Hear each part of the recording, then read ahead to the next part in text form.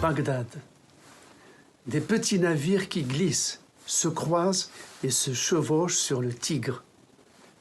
Rien n'évoque mieux un retour à la vie ordinaire que ce balai de toile que la brise du soir balade sur le fleuve Père, frère jumeau de l'Euphrate. Abreuvoir vital de l'Irak, tant il irrigue 3 villes majeures, Mossoul au nord, Bassora au sud et Bagdad, la capitale, au centre. Le Tigre a néanmoins perdu la moitié de son débit en seulement un quart de siècle. Ce fleuve que la Bible fait jaillir du Jardin d'Éden, au paradis terrestre, prend sa source à l'est de la Turquie, laquelle a entrepris d'en retenir le plus gros du débit en y construisant un imposant chapelet de barrages.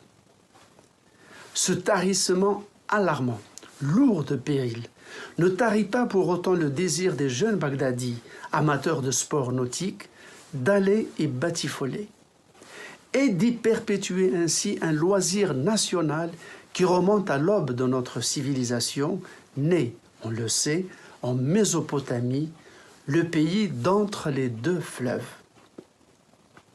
Sur le cours du fleuve, on pouvait encore apercevoir ici ou là, avant la première guerre dite du Golfe de l'été 1990, un kouffa, le bateau tout rond qui a l'aspect d'un couffin flottant sur l'eau en tournoyant, telle une toupie au ralenti. Koufa et couffin dérivent du reste de l'acadien koupou, qui veut dire panier. Des reliefs assyriens du 9e siècle avant Jésus-Christ représentent déjà ces bateaux couffins construits de peaux tendues et de roseaux naviguant sur le fleuve immémorial. Hérodote, le voyageur historien grec qui a parcouru la Mésopotamie au 5e siècle avant Jésus-Christ, en fait un portrait saisissant.